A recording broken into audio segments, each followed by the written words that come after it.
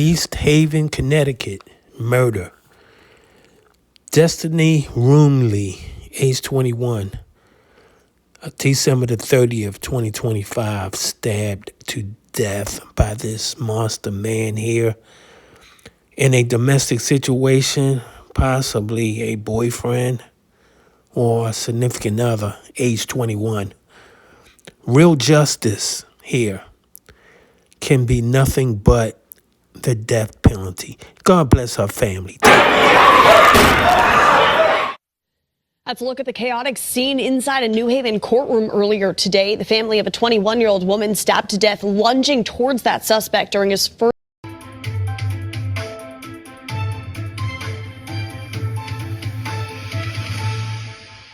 Stop domestic violence. It's wrong. Let's look at the chaotic scene inside a New Haven courtroom earlier today. The family of a 21-year-old woman stabbed to death, lunging towards that suspect during his first court appearance. Your reporter Anna Stansfield shares what was going on in that moment and the justice the victim's family is now looking for.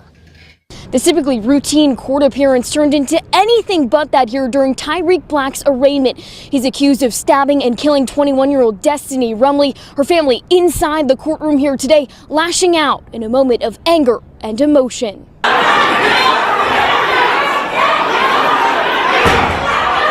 Chaos inside this courtroom today. Destiny Rumley's family rushing towards the man accused of stabbing her to death as he was being taken out of the courtroom. After more than a minute of screaming, marshals escorted her family outside, which is where we were able to talk to them as they try and find out why anyone would want to hurt Rumley, a woman they describe as kind and loving. She screamed for help. Her child was there.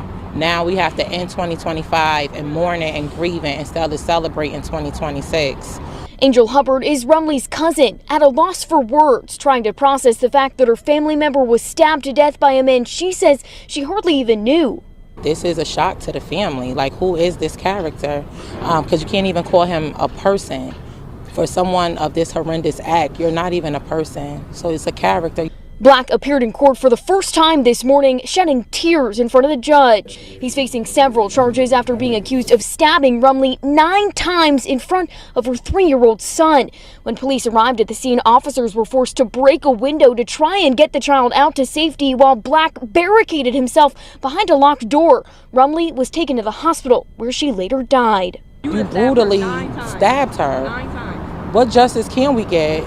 Even if he got life, seriously, what justice can we really get? We can't get our loved one back. There's a long road ahead for Hubbard and her family. They have so many unanswered questions and say justice is something they'll never truly feel. There's nothing that he can give as a reason for this, as a reason why now her mother tears got to water the cemetery ground. Black is currently being held on a $2.5 million bond. He's expected to be back in court on January 14th. I'm your reporter in New Haven, Anna Stansfield, Channel 3 Eyewitness News. All right, so this is the arraignment of State versus Tyreek Nelson Black. Point to public defender. Yes, sir. All right, the public defender is appointed. Bail Commissioner's recommendation. I will indicate, first of all, it's an on-site arrest. I did read through the report, and I will clearly make a finding of probable cause for the crimes, including the crime of murder. Go ahead. Your Honor, he has no criminal history. He is 21 years old. He is a lifelong resident. He reports that he is gainfully employed. He does report substance abuse and mental health issues. I do understand that he has no record. However, due to the nature of allegations, we will be recommending $1 million. How much? $1 million. Thank you.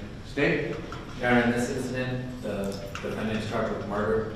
The defendant called police, said that he had stabbed the victim. He further said that it was a couple of times. When officers arrived, he refused to open the door and threatened the officers that he could stab them if they entered. There was a 3-year-old child present for this incident. The defendant fought with officers, and the victim suffered 9 deep puncture wounds. State police are punished with $2 million. Counsel? Thank you, Your Honor. As stated by bail, Mr. Black is 21 years old, grew up in Hamden, Connecticut, spent a native of our state his entire life.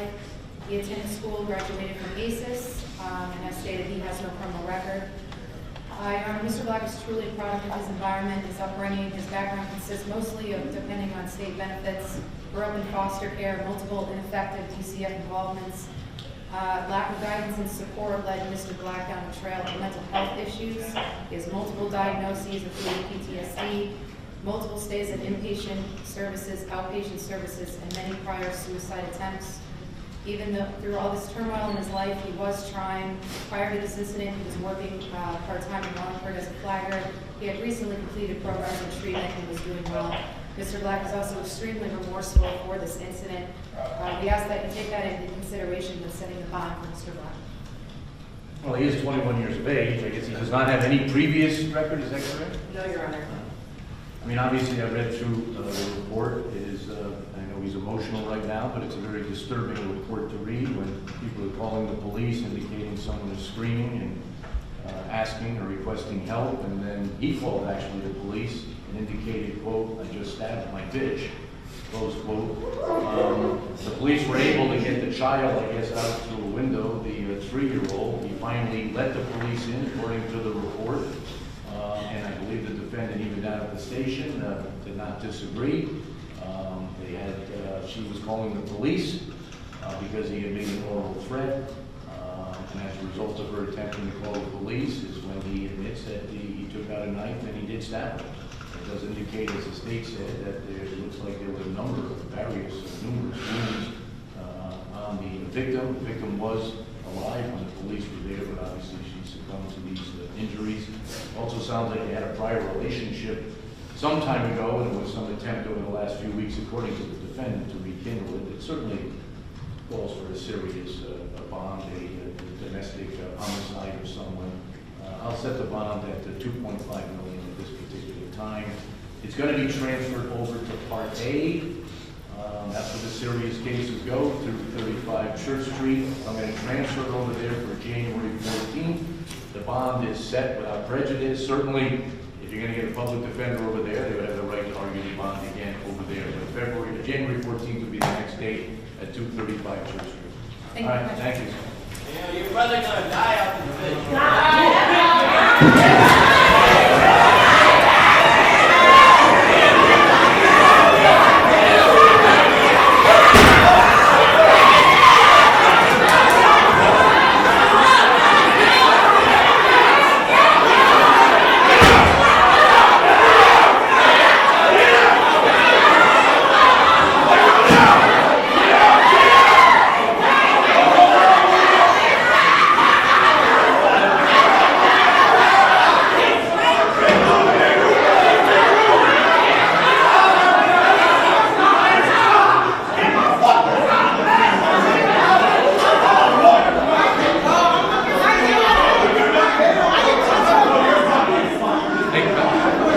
Crucial reminder here, help is available if you or anyone you know is a victim of domestic violence.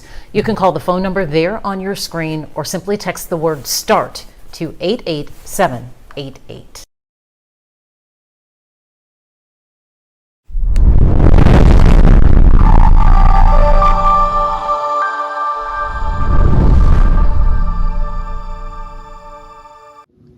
Thanks for watching. We appreciate you. Please subscribe.